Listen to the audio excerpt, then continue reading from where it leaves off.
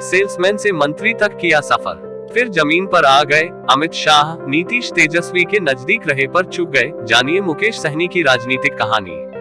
VIP supremo Mukesh Sahni Nishad आरक्षण यात्रा को लेकर चर्चा में हैं। वे बिहार की राजनीति में धन बल से पूर्ण होने के बावजूद न तो वे एनडीए में हैं और न ही इंडिया में। नतीजा, वे राजनीतिक अस्तित्व की लड़ाई लड़ रहे हैं। खुद को सन ऑफ मल्लाह के नाम से खूब प्रचारित प्रसारित किया। उनकी राजनीति की धुरी निषाद जाति को आरक्षण दिलाने की है। इसकी लड़ाई वर्षों से लड़ रहे हैं। अपनी मजबूती दिखाने के लिए बिहार, झारखंड और उत्तर प्रदेश में 100 दिनों की निषाद आरक्षण यात्रा शुरू की है। कैसे बिहार की राजनीति में अति पिछड़ी जाति निषाद से आने वाला युवा बिहार सरकार में मंत्री बना और राजनीति की ऊंचाई हासिल करने के बाद जमीन पर आ गया। मुकेश सहनी की पूरी राजनीतिक कहानी को समझिए। आखिर कहां चूक गए सहनी? फिल्मों के सेट डिजाइनर से वीआईपी पार्टी तक, मुकेश सहनी बिहार के सुपौल के रहने वाले हैं। जब उम्र खेलने पढ़ने की थी, तब रोजगार की तलाश में मुंबई चले गए। उम्र थी महज 19 साल। शुरुआती दौर में कॉस्मेटिक्स दुकान में सेल्समैन की नौकरी की, लेकिन जल्द ही मुंबई में अपने लिए जगह बनानी शुरू कर दी। वे फिल्मों के सेट डिजाइनर बन गए। अपनी एक कंपनी बना ली, नाम रखा मुकेश सिनेवर्ल्ड प्राइवेट लिमिटेड। चर्चित फिल्म देवदास के सेट से ये काफी चर्चा में आए। बिहार में जब राजनीति शुरू की तो अपनी पूरी पहचान के साथ आए। उन्हें पता था कि बिहार में जाति की राजनीति से अलग राजनीति बहुत मुश्किल है। अखबारों में विज्ञापन दिया और राजनीति शुरू कर दी। 2018 में अपनी पार्टी बनाई, नाम रखा वीआईपी यानी विकासशील इंसान पार्टी। पहले यूपीए गठबंधन से लड़े, चुनाव मिली हार।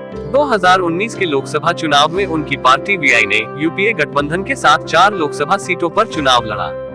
चारों सीटों पर वीआईपी हार गई। खुद मुकेश सहनी जिस खगड़िया सीट से लड़े थे वह भी हार गए। 2020 में तेजस्वी यादव ने विधानसभा चुनाव से पहले प्रेस कॉन्फ्रेंस किया। इस पीसी में मुकेश सहनी की पार्टी को दिए जाने वाली सीटों के बारे में तेजस्वी ने कुछ नहीं कहा। इससे गुस्साए मुकेश सहनी ने प्रेस कॉन्फ्रेंस का बहिष्कार कर दिया था और कहा था कि एक अति पिछड़ा के बेटे के पीठ में खंजर भोंका गया है। यही सहनी पहले कह रहे थे, माछ भात खाएंगे, महागठबंधन को जिताएंगे। एनडीए में आए, मंत्री पद मिला, लेकिन नीतीश कुमार और भाजपा को लगा कि अति पिछड़ा वोट बैंक को मुकेश सहनी से मजबूती मिलेगी। वीआईपी को 13 सीटें मिली और वे 4 सीट जीतने में सफल रहे। लेकिन भाजपा को इस बात का आभास था कि सहनी की महत्वाकांक्षा कभी भी नया दांव खेल सकती है। इसलिए अपने कई नेताओं को टिकट दिलवाया। सहनी ने उत्तर प्रदेश के चुनाव में भाजपा को आंख दिखाना शुरू किया और अपने उम्मीदवार भी वहां उतारे। यही नहीं, भाजपा के बड़े नेताओं के खिलाफ भाषण भी दिया। फिर क्या था, भाजपा ने वीआईपी के 4 विधायकों को अपनी तरफ बुला लिया। नीतीश कुमार का स्नेह सहनी को प्राप्त था, लेकिन भाजपा के दबाव में सहनी को मंत्री पद से सहनी को हटाना पड़ा। मंत्री पद छिना और मिलती गई हार। सहनी की पार्टी का बुरा हाल हो गया। उनका मंत्री पद भी चला गया और अब एमएलसी भी नहीं रहे। अब सहनी बदला लेने वाले किरदार बन गए हैं। बिहार में हुए 2 उपचुनावों, कुर्नी और बोचहा में उम्मीदवार उतारा। दोनों में उनके उम्मीदवार हार गए। हार के बावजूद घी के लड्डू बांटे।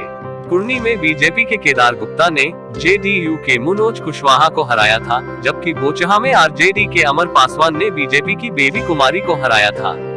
इस हार के बाद एक बार फिर से मुकेश सहनी राजनीति में उठकर खड़ा होने को तैयार हैं। सामने लोकसभा चुनाव है, गंगा जल की शपथ दिलाने निकले हैं। अभी मुकेश सहनी की नजर 2024 के लोकसभा चुनाव पर है। रथ निकालकर अपनी निषाद जाति को गंगाजल की शपथ दिला रहे हैं। वे निषाद को अनुसूचित जाति का आरक्षण दिलाना चाहते हैं।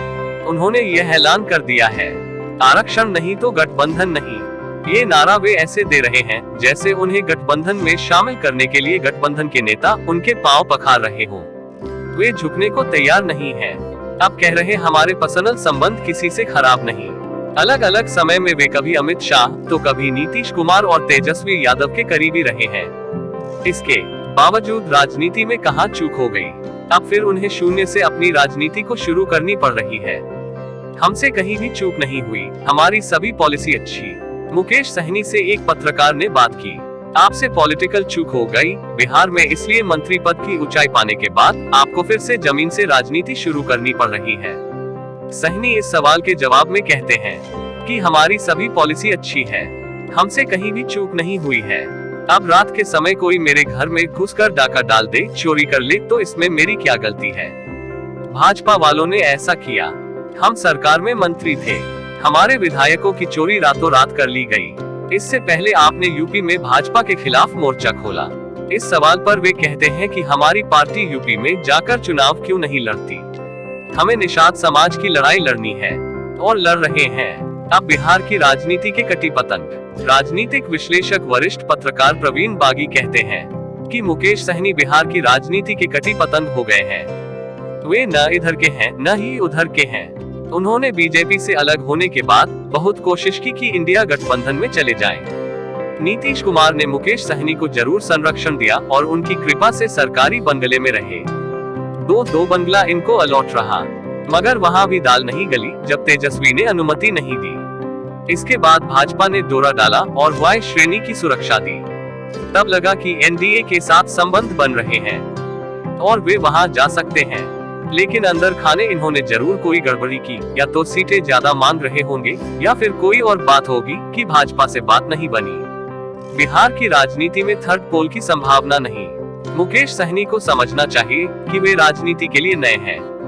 यहाँ 50-50 साल से कई राजनेता जिंदगी खपा रहे हैं और कोई उपलब्धि नहीं मिली। इनको तो कम समय में उपलब्धि मिल गई, पार्टी बना ली, कई विधायक जीत गए, खुद मंत्री भी हो गए। यूपी भी बेवजह चले गए चुनाव के समय, जबकि यूपी में पहले से कई बड़े बड़े निषाद नेता हैं। जब नीतीश कुमार यूपी में कुछ नहीं कर पाए तो सहनी क्या कर पाते? मंत्री पद मिला था तो निषादों के लिए ऐसी कल्याणकारी योजना लाते कि उनका जीवन स्तर ऊंचा उठता। प्रवीण बागी कहते हैं कि मुकेश सहनी मंत्री बनकर अलग छवि नहीं बना पाए। पैसे से और भीड़ जुटाने से कोई राजनेता नहीं बन पाता। ऐसा ही होता तो किंग महेंद्र जैसे नेता के पास पैसे की कमी नहीं थी, लेकिन वे भी किसी न किसी की शरण में जाकर राज्यसभा में जाते थे। राजनीति के लिए अलग मन मिजाज की जरूरत होती है, उसके लिए कुशाग्र बुद्धि की जरूरत होती है, सूझबूझ होनी चाहिए। इसका नितांत अभाव मुकेश सहनी में दिखता है। उनमें चंचलता ज्यादा दिखती है। अभी भी समय है, वे खुद को संभाल ले और किसी एक गठबंधन में चले जाएं तो बेहतर कर सकते हैं। बिहार की राजनीति में थर्ड पोल बनने की संभावना नहीं है। किसी एक तरफ तो उन्हें रहना ही होगा। भाजपा ने उन्हें खूब सम्मान दिया। बीजेपी के प्रदेश प्रवक्ता प्रेमरंजन पटेल ने कहा कि मुकेश सहनी का अपना तरीका है राजनीति करने का। भाजपा ने उन्हें काफी सम्मान दिया, उनको सीटें दी। चुनाव में मुकेश सहनी हार गए, पर उन्हें एमएलसी बनाने का काम किया, मंत्रिमंडल में शामिल करने का काम किया। उनको उस सम्मान की प्रतिष्ठा बचानी चाहिए। वे आने वाले समय में प्रतिष्ठा बचा कर रखेंगे तो बीजेपी सम्मान देती रही है। हमारा नारा है सबका सम्मान। सबने देखा बीजेपी ने कैसे उनकी पीठ में खंजर भोंका। जेडीयू के प्रवक्ता अभिषेक झा कहते हैं कि लोकतंत्र में हर किसी पार्टी को अपना कार्यक्रम चलाने का अधिकार है। लोकतंत्र में हर कोई जनता के बीच जाकर अपनी बात रख सकता है। मुकेश सहनी की पार्टी अपनी विचारधारा के हिसाब से क्या कार्यक्रम चलाती है, यह उनका मसला है। जहां तक गठबंधन का मामला है, भारतीय जनता पार्टी से उनकी नजदीकियों की चर्चा है, लेकिन उन्होंने ये दौर देखा है कि भारतीय जनता पार्टी ने कैसे उनकी पार्टी को तोड़ा, पीठ में खंजर भोंका। आने वाले समय में वे क्या करेंगे नहीं करेंगे, ये उनका मसला है। बाकी आप क्या सोचते हैं, अपनी राय कमेंट में जरूर लिखें। साथ ही चैनल पर नए हैं तो चैनल को सब्सक्राइब कर बेल आइकन प्रेस करें। वीडियो को ज्यादा से ज्यादा अपने दोस्तों में शेयर करें। फिर मिलते हैं ताजा अपडेट के साथ, तब तक के लिए धन्यवाद।